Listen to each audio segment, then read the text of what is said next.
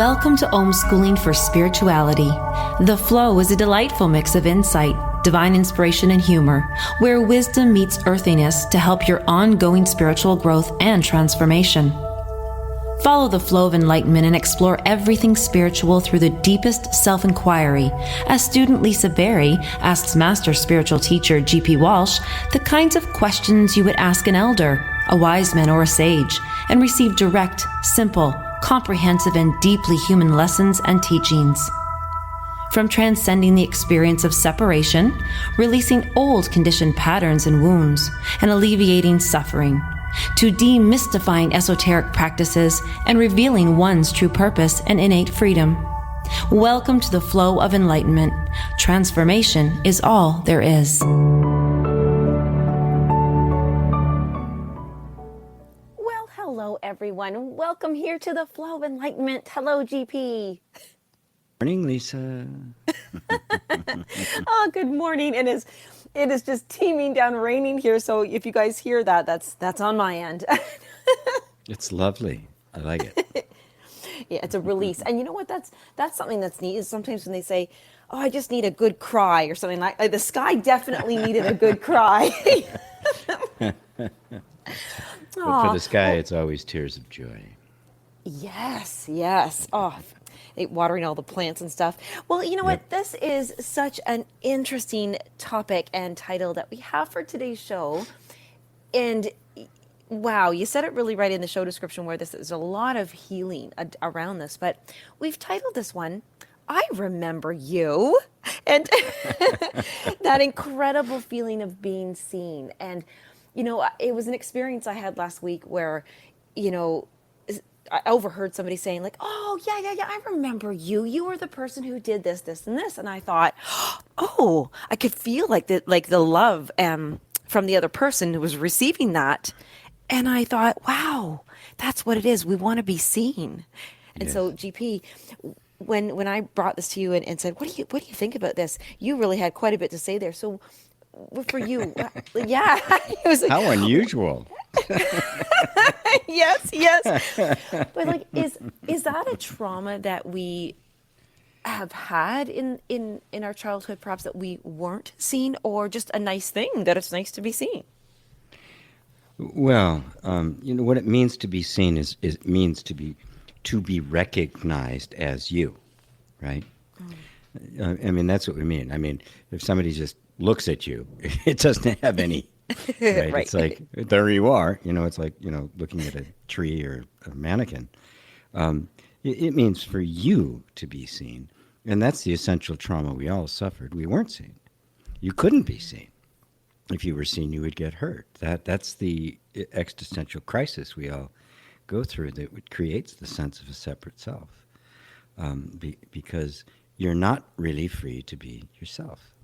When you express yourself fully, rather than being seen, you get punished in some way. You are, or diminished in some way. This is the natural order of things for human beings because we need to be enculturated. You need to become a good member of the culture, and individuality and tribal rules are at odds with one another. This is still the case. I mean, to quote Nelson Rockefeller, I don't want a nation of thinkers. I want a nation of workers. Right. Yes. That is the desire, and you know the economic and political systems that we've created reflect that. They don't want individuals. I haven't wanted any individuals ever, but certainly since the industrial age, when they wanted people to basically become machines and show up and do the work.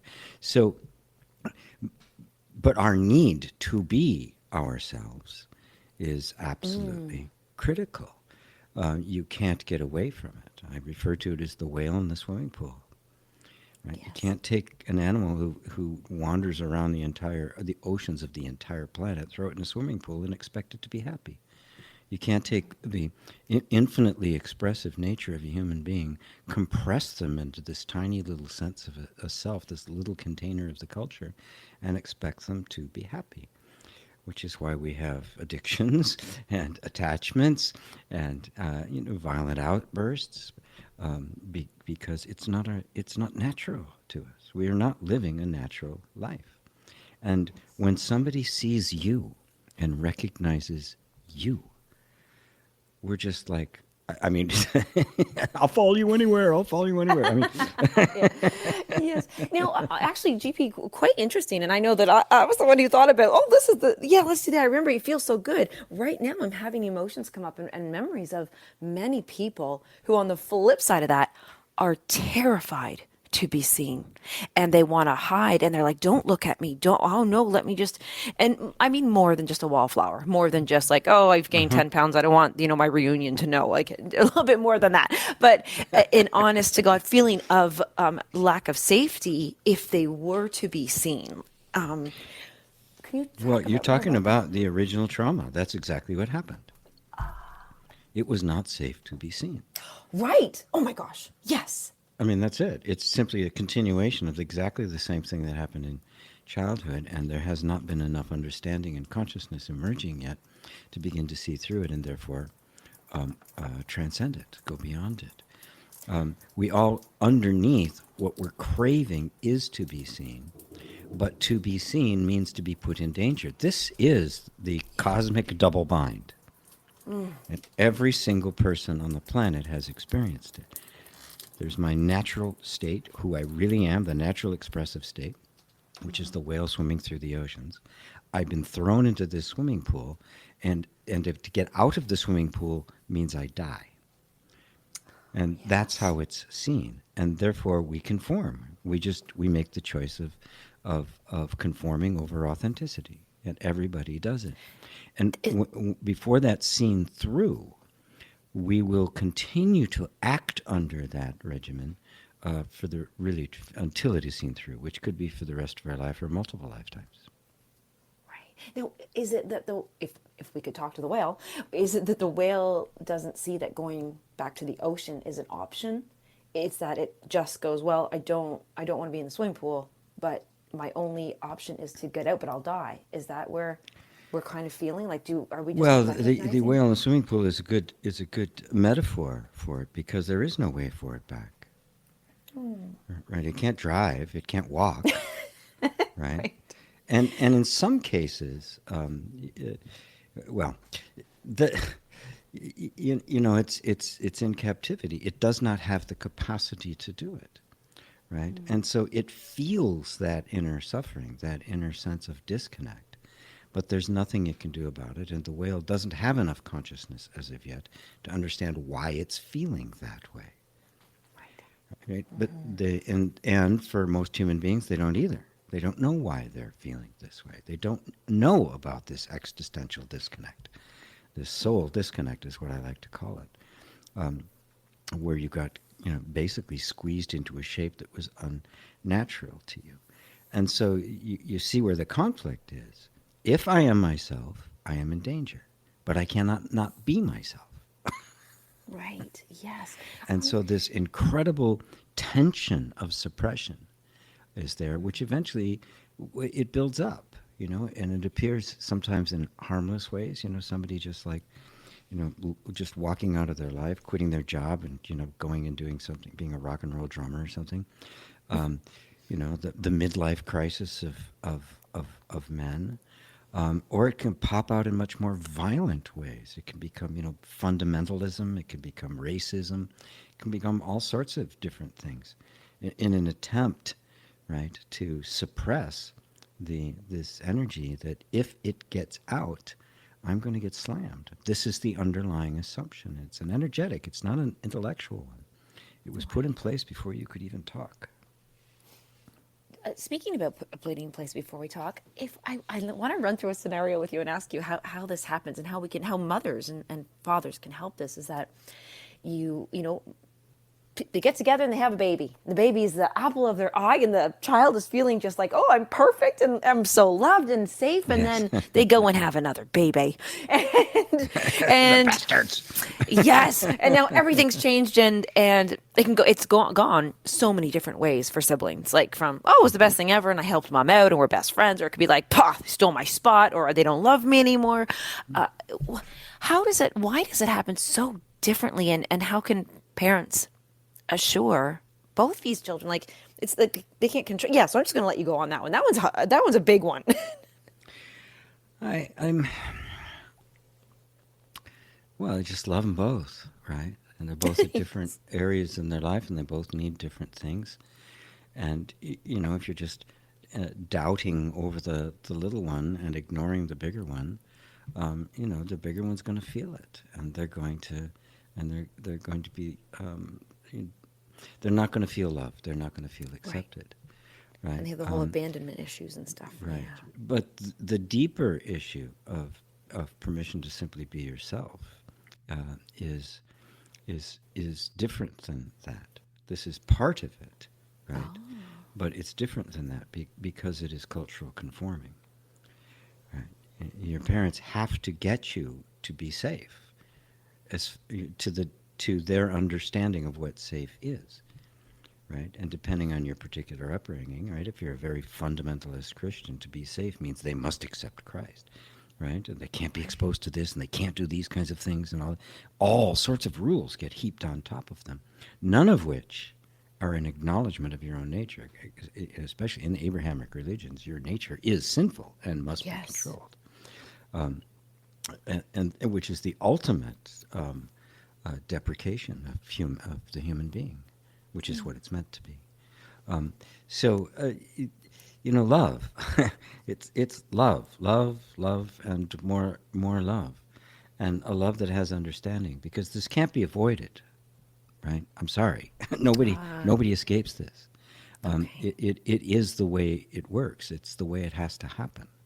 But if the parents are aware of it and are participating in it consciously, they can keep the door open for a sense of authenticity and self-validation to develop within the child, which will empower it to be able to eventually go beyond the identity it had to assume. Right, yes, go beyond the identity it had to consume. Because there was a few questions that came in about the child themselves. Now they're grown up and they have their issues, and feeling not seen, and where does one start to say, who am I really, if I, like what you said, drop this identity, if they're just constantly seeking to be seen by their parents and others in the world? Well, various kinds of behaviors will emerge because of that. Eventually they have to, the need to be seen, the desire to be seen as you are, gets replaced with whatever it is that gets you seen. This is the creative functioning of the nervous system. If who you really are, either you remain invisible, or worse, punished, which is what happens to most of us, it creates a false version of you to present to the world, and that one gets seen. Yes. So the person you think you are, right, is the one that got from the tribe what it needed.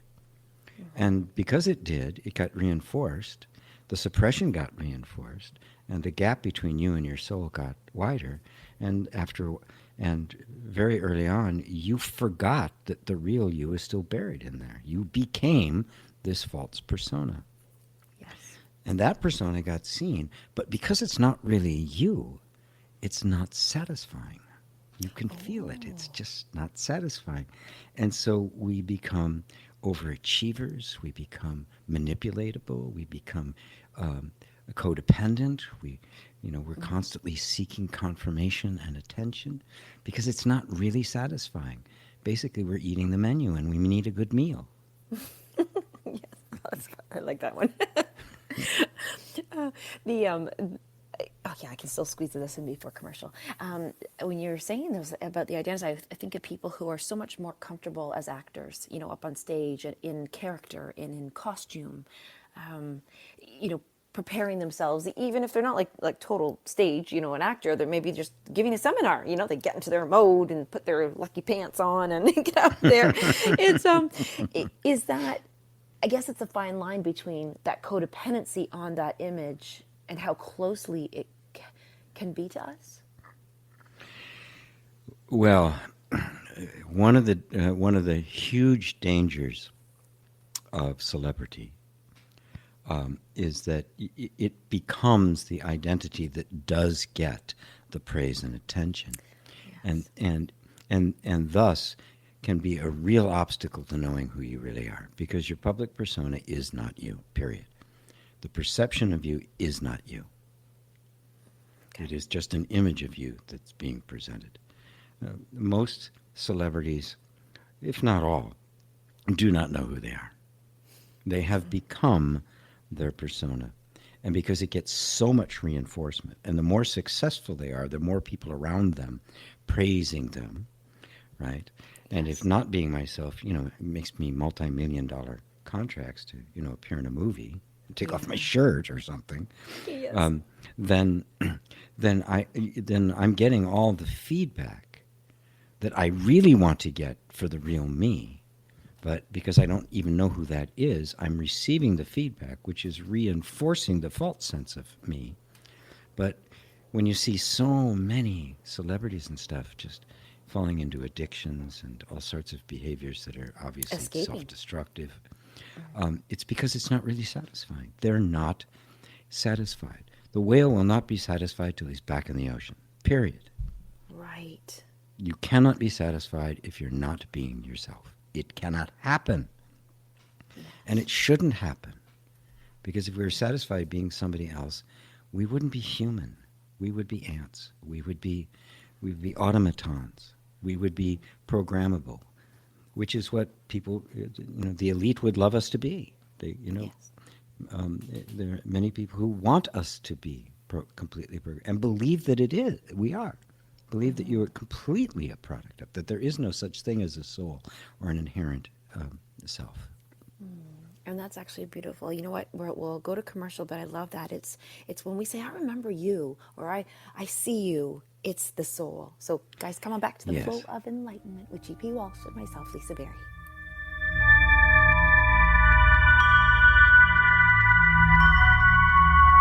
The Real Conscious Connection. OMTimes Radio. IOM FM. OMTimes Magazine is one of the leading online content providers of positivity, wellness, and personal empowerment. A philanthropic organization, their net proceeds are funneled to support worldwide charity initiatives via Humanity Healing International. Through their commitment to creating community and providing conscious content, they aspire to uplift humanity on a global scale. OMTimes, co-creating a more conscious lifestyle. My name is Victor Furman. Some call me The Voice. I've always been fascinated with human nature, spirituality, science, and the crossroads at which they meet. Join me Wednesdays at 8 p.m. Eastern on OMTimes Radio, and we'll explore these topics and so much more on Destination Unlimited.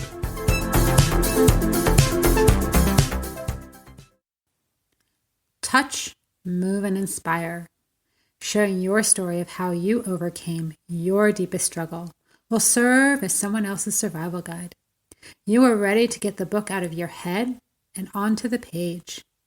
I'm Jocelyn Bellows, host of Breakdown to Wake Up, a live stream show dedicated to sharing personal journeys of men and women who have traversed through mazes of uncertainty, dark clouds, and dishonoring themselves, and the lessons they have learned along this path of what one can accomplish in our own self-discovery. And as a writing and life coach, I work with men and women to break through the BS of their lives to find their own voice and leaping into a life they love.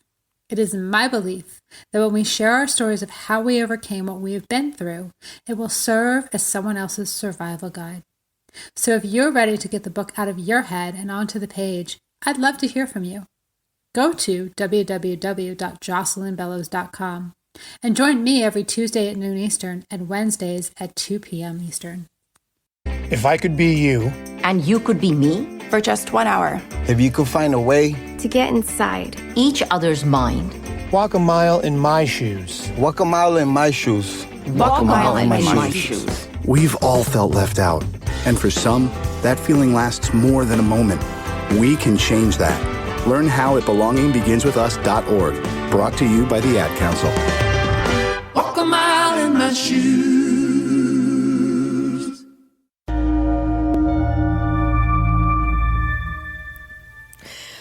GP, I swear I need to get that commercial on replay so I can just like jump on the trampoline to what it. a great song. What a great I can song. imagine the trombones. Yeah, you know.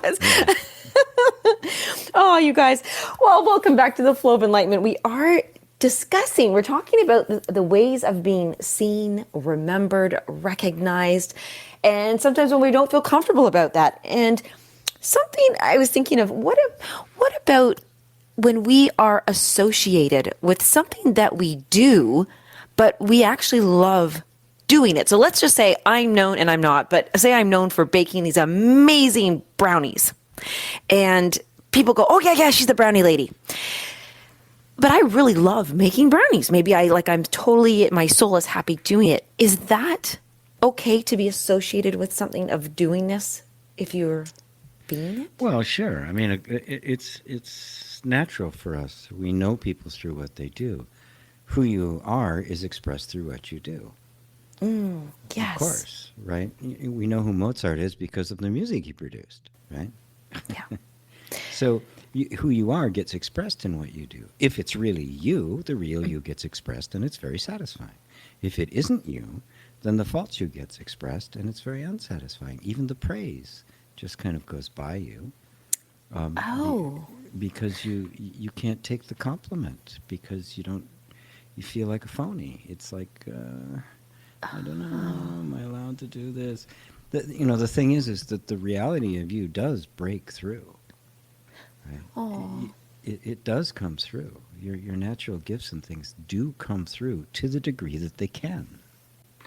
Oh, right. But we can't even own them. We can't even recognize them for what they are.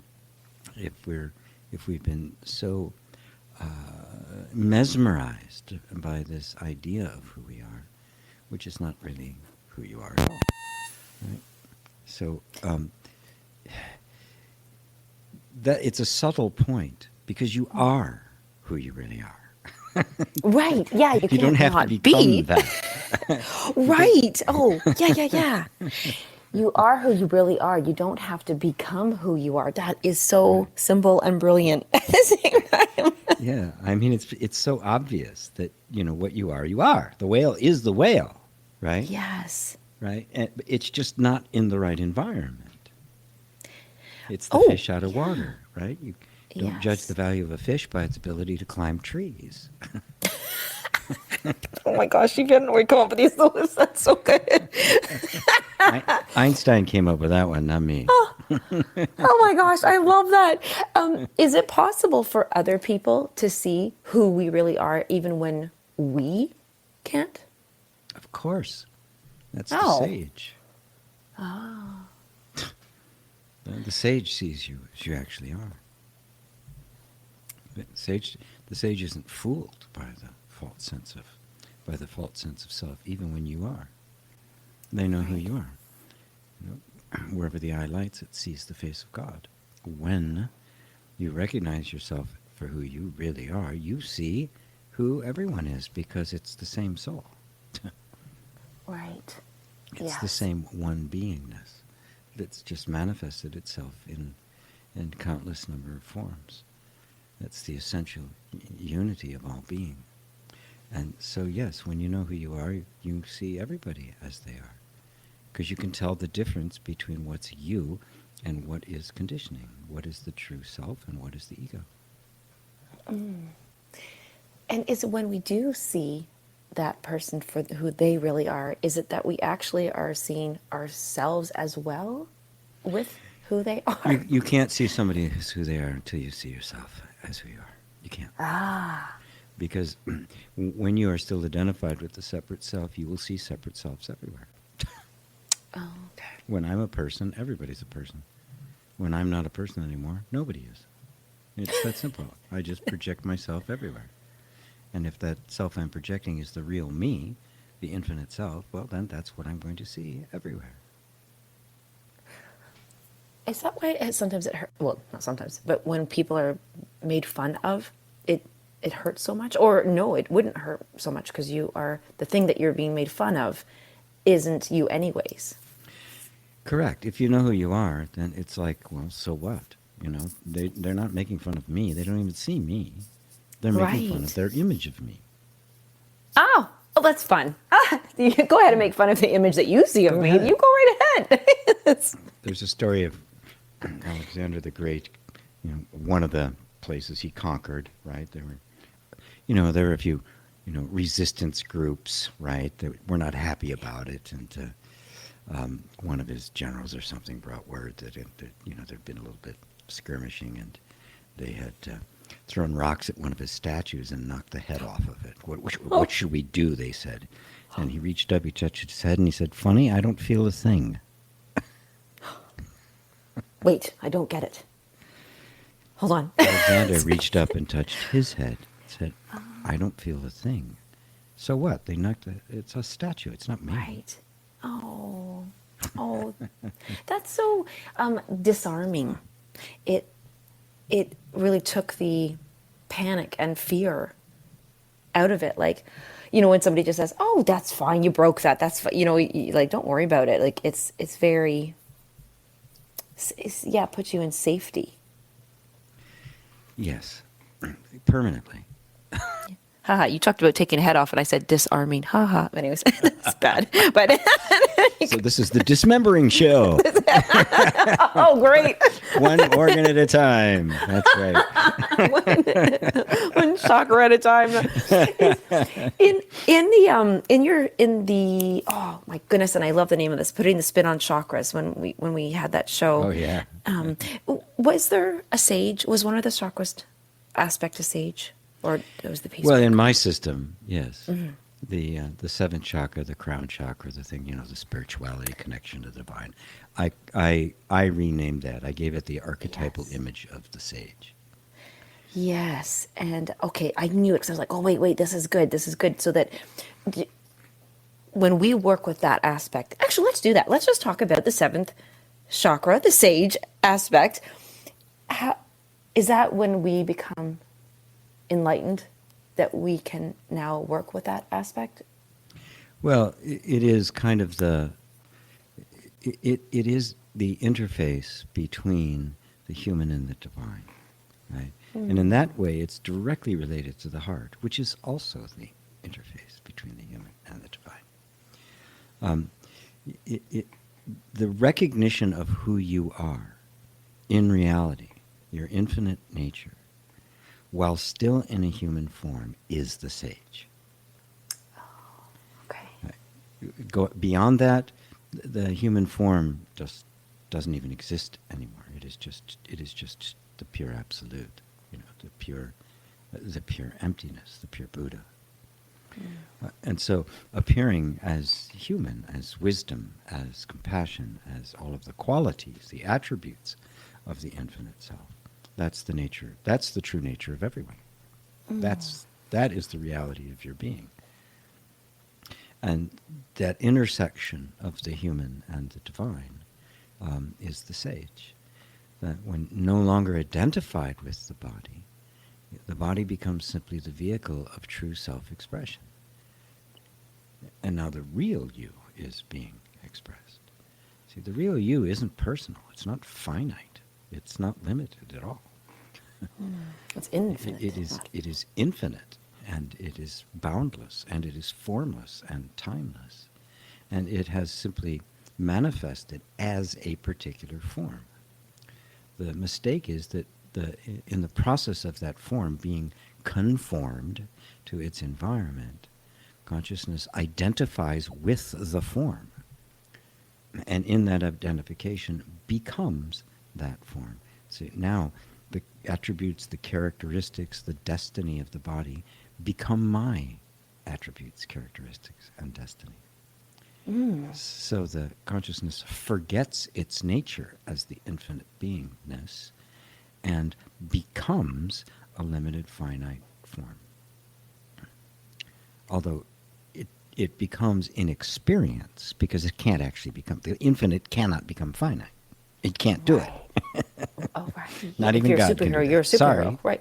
Yeah, you're a superhero. You're a superhero. That's it. Nothing you can do about it, right? You got bit by the radioactive spider. Nothing you can do about it. Right. That bell cannot be unrung. That's my favorite line. My gosh. I know. Yes. That actually changed.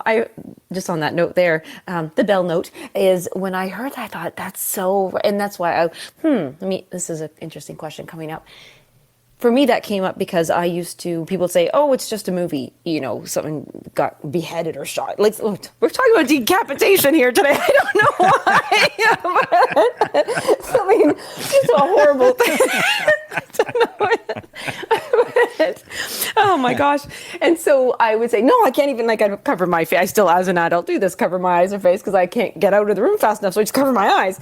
And because I don't want to hear it because I can't unhear it. I can't unsee it. And it does. It comes back at me in flashes when I'm doing the dishes or something. And then I feel traumatized again. So I just say, look, you can't unring the bell. And I said, don't ring it. And so ring it.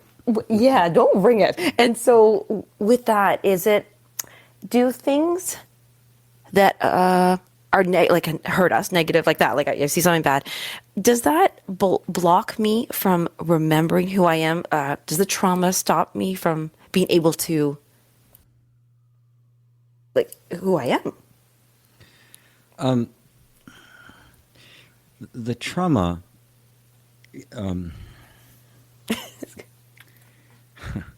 does it stop you? Is it trauma those layers of coats and clothes that just stop us? Or does it literally go, nah, you just burned that bridge. You can't do that. Well, remember that original trauma, that existential crisis, was between if I am truly myself, expressing myself. You cannot be yourself, right? That's what you are, right? But if expressing who I really am puts my human life in danger, which it does, right? It's sensed in the child, it's felt as a matter of life and death because rejection from your tribe means you don't survive, period. Right? So I cannot be me, right? Or I die. And if I choose to live, I have to stop being me. Which means I have to create a persona, a way of being. Now, remember, none of this is a conscious choice on our part. All of this is happening in the nervous system itself. This is the way life works. And so it creates a false sense of self. And you don't even know it's happened. It does it so well, right? You have no memory of you. It's like you don't even exist anymore. And these are the layers of the false sense of self. These are the layers that trauma creates. This is the suppression. And every sign that some aspect of the real you may be emerging just gets stepped on. So, yes, the nervous system is committed to keeping you hidden, even from you. Yes. Because it's dangerous, and its number one job is keep you safe. And it will never stop doing that until it recognizes that it's safe to let you out. Yes. Oh. That's it. You know what? Oh, I had this cat once that I rescued, but he found a very small little hole to squeeze his little body in and hide on me for days because I thought he was outside. I couldn't even find him. And then I was like, oh, I feel like he's under the shower, under the floor here. He went under the floorboards and he would put his little nose out, and he would just take a little sniff, is it safe? And then lots of tuna. Yeah, lots of days. And he'd only come out at night and then go back in the hole for the day. And then it did take time. And so is that what our inner being is looking for, is to having these experiences that reassure that, okay, you're safe to go there, but don't go there. And then a little more. Your body is an animal. Oh. It is the animal nature. So when you look at a dog that's been abused or a cat that's been abused, and you realize how much it takes for them to come to trust that the environment they're stepping into is actually safe. Yes. Oops. Yeah. Speaking of which. She feels very safe right now. Oh, yes. So yeah, if you see it like that, I mean, if one of my students even refers to it when, when something comes, when one of her triggers gets pushed, she refers to it as the dog coming out. Oh, yes. That's her dog coming out. Yes. Right. And we should trust, well, wait a second. Does our animal body kind of, I don't want to say lie to us, but It can't Yeah. lie. Should Dogs we can't always lie. trust? Dogs can't lie. No. Aw. They just have. They have to be. It has to become convinced that it's safe. Period. And the only one that can do that is you. But you have been taught to not be safe. You've been taught to suppress. Including, and I get a lot of I get a lot of criticism for this, but all personal development, all self-help, all reinforces the very thing we're trying to undo. Because it just assumes there's something wrong with you and you need to be fixed. And this self-help, this program, this thing's going to do it. And we're going to make this transition and you're going to grow this and we're going to take off the limitations and all of that. And it puts you at war with yourself. Yes. They all do it. Yes. My worst line ever, GP, to hear is, you got to step out of your comfort zone. I'm like, are you nuts? That's not a good selling point. I was going to go into, I don't want that. Yeah, I mean, that's, I'm going to force the dog to come out. Yes. That's you're going to grab the cat by the neck and drag it out as if it's not going to run back the moment you release the grip. That's right. You have to create the environment in which it's safe, which means you have to drop all that nonsense. Drop trying to fix yourself, and instead do what you would do to anyone that you actually want to have a relationship with. You'd listen to them. Yes. You know what? That's perfect. Okay. When we come back from these commercials, I like that one right there. That was so good. Create the environment that's safe, not worry about fixing yourself. So if that really connected, which I know would, and we have a couple announcements when we come back as well. So definitely, yes. Yay. Yay! Come on back, you guys, for GP Walsh and myself, Lisa Berry.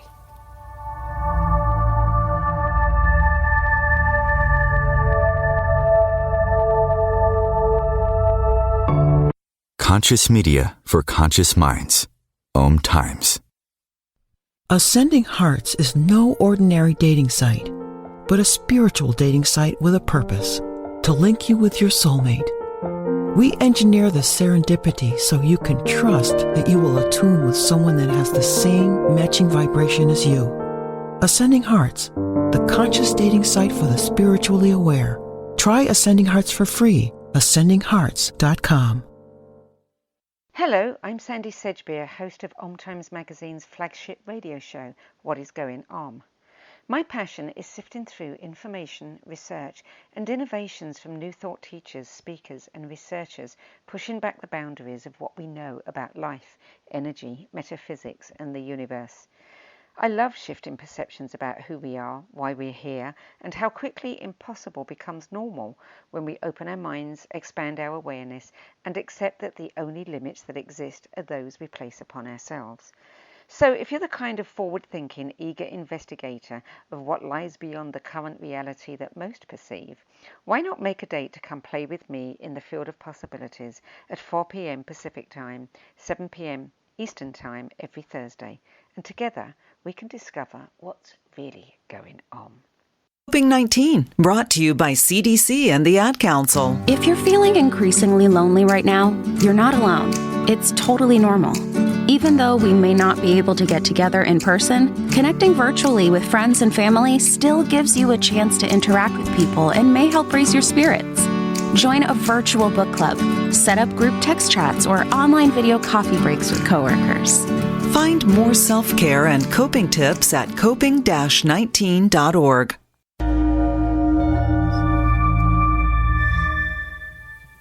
Oh, good. It's always a fun show, but these ones, we are really getting to the heart of the matter of how do we know who we are? How do we remember ourselves? And how do we be seen in that way that feels good? And, I'm so glad, GP, that, I was you have so many courses that, they all help, and it's all like along the same line, but there's so many different ways that we're attracted to and learn them because of where we are in our lives. Like, what shit we're going through, right? Yes, whatever shit you happen to be going through. Yes. And you know exactly where to meet people. And that was the one thing that I I remember when I first started, I was like, how do you just start any conversation? Like, you can jump in at any place. And it is because you're not trying to fix them. So I want to make and extend a lovely invitation to everyone to come on over to check out gpwalsh.com. it's just an explosion, a nice explosion of courses and places that, GP has met so many different topics, I'll call them, topics and situations. You've got so much free stuff there as well, but you can become a patron for only $15 US a month. You've got total access to organized between meditations, guided meditations, just all your good stuff there. And then when you get there, I want you guys to sign up to the Light Letter, because it lets you know when the live courses are. And the live courses are really fun, because that's when you do get to interact with you, GP, and ask a question and hear, and everybody else always, benefits from this as well. But the bigger announcement, GP, is that we're extra inviting you over to the site on purpose, because this is our last show for the Flow of Enlightenment for now. We're going to put the show on pause whilst we take care of some other things that we need some attention to. Yes. A lot of things we need to give attention to, yeah. Yes. And one of them is the group. I have to say, I love there's a private group on Facebook, if you spiritual teacher. That group is such a great place, GP, for, you see other people. You see what other people are going through. You read what they're going through too, and you go, gosh, I'm not alone. And I'm not so crazy after all, and then there's help and assistance. But so I do want to make that invitation that people come on over, become a part of the group. Just put your request in there. We'll catch up with you guys. But also, just to tune in either every Sunday on YouTube to catch your Sat songs. Oh, yeah. Do you want to just quickly, briefly share people what Sat songs are? Briefly, yes. There's thousands of millennia old tradition. Exactly, what is that? Well, what it is it is a form in which the question of who am I and self-inquiry is the only thing on offer. It's the only item for sale on the shelf in the store. So it's totally focused on that. There's hundreds of ways into it. There's hundreds of ways to approach it. I teach the chakras, I teach EFT, I teach different kinds of meditation and the like.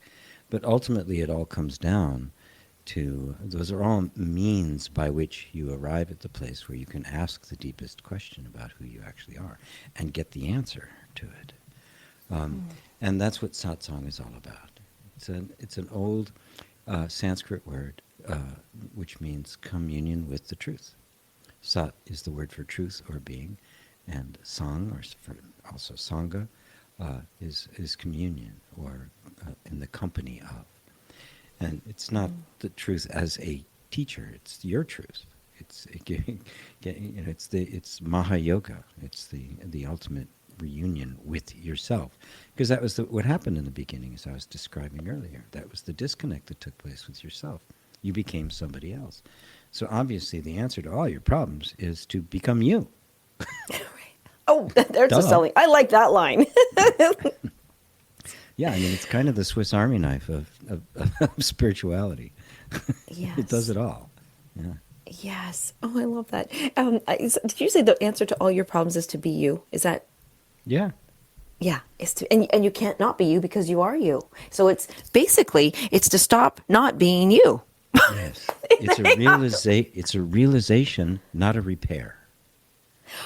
Oh, I love that. Okay, and you know what? That is beautiful, and that's exactly what that's the biggest invitation I'd love to. If you step one here, get over on Sundays at 3 p.m. Eastern to Satsang, because that's exactly what this is. Is they can experience you. You go for 2 hours, and you're just reading comments and answering questions and sharing these teachings. So you're guiding gently, and I think that's.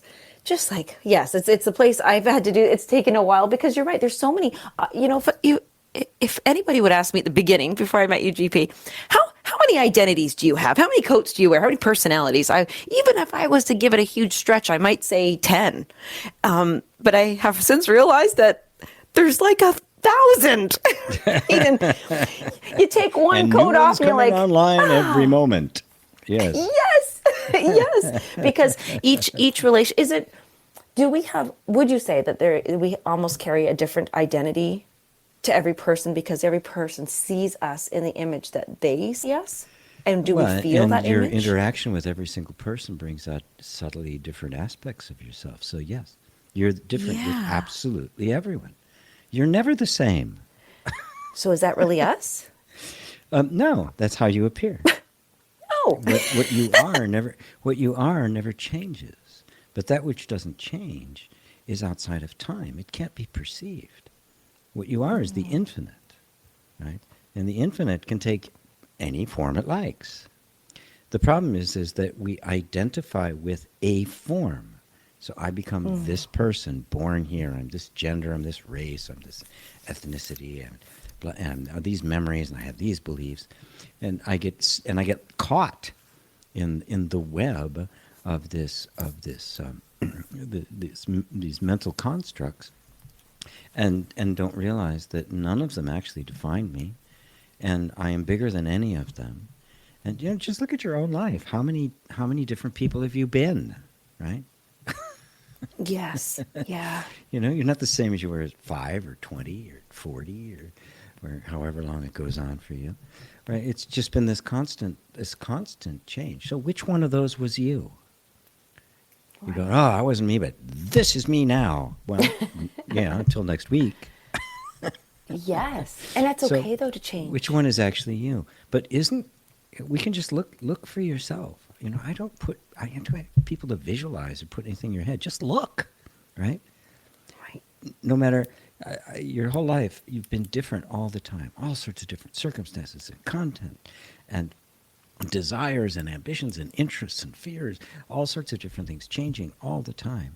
Yet, aren't you aware that there's been something that has been absolutely the same the whole time? Yes. Yeah. That's you. Yes. That's you. Right? But you can't describe that because it's not bound by any form. Any more than music is stuck in one song. Thank God. Especially if it'd be a horrible song, right? Oh my gosh. Remember, the music is stuck in Roll Out the Barrel. That's it. That's the only music we get. Thanks, GP. I'll be singing that all day now. Roll out the barrel. You made me think of advertising, actually, because many times, well, it is what it is, actually. I was thinking of, which I can't believe because I don't drink it, but a soda pop or something, like a Coca-Cola, something, right? Like a pop.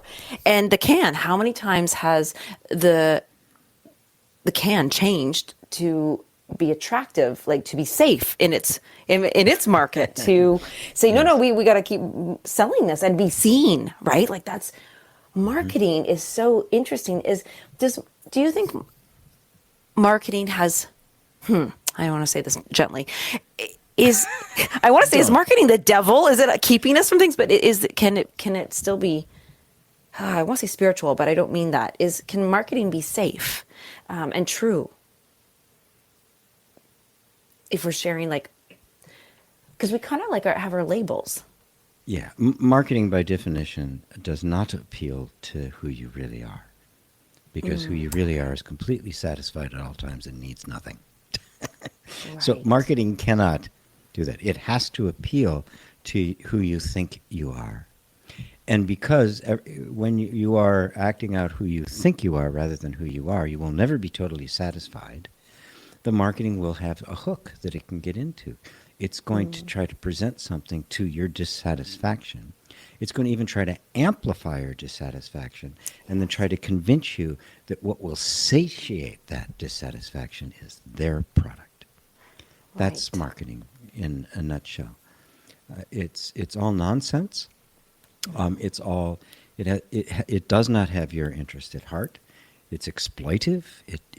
It's raping and pillaging. It is not giving you what you actually need.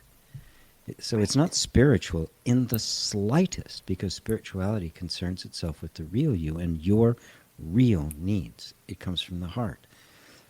Marketing does not. Yes. So that's and you can see how why I'm so well liked in the,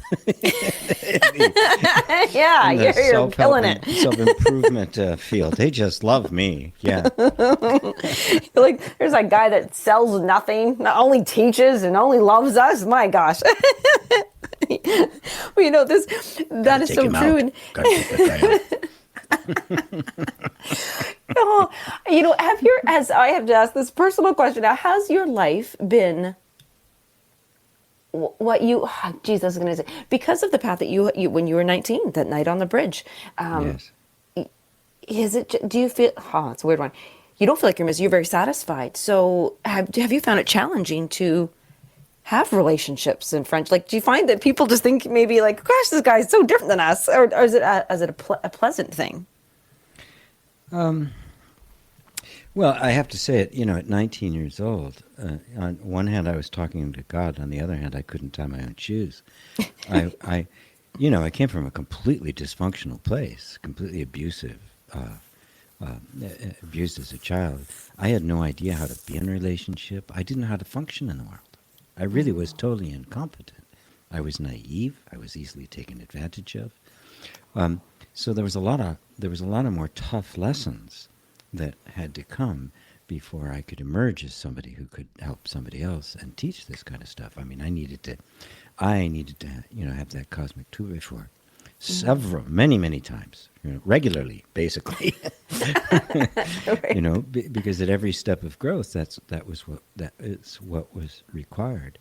But at every step of growth, there came more wisdom, right? And the realization of who I really was, that essential original innocence I referred to, that thing that was never actually touched by all of the conditioning that took place after the fact, that was clear as a bell on that night 50 years ago. And that never left me.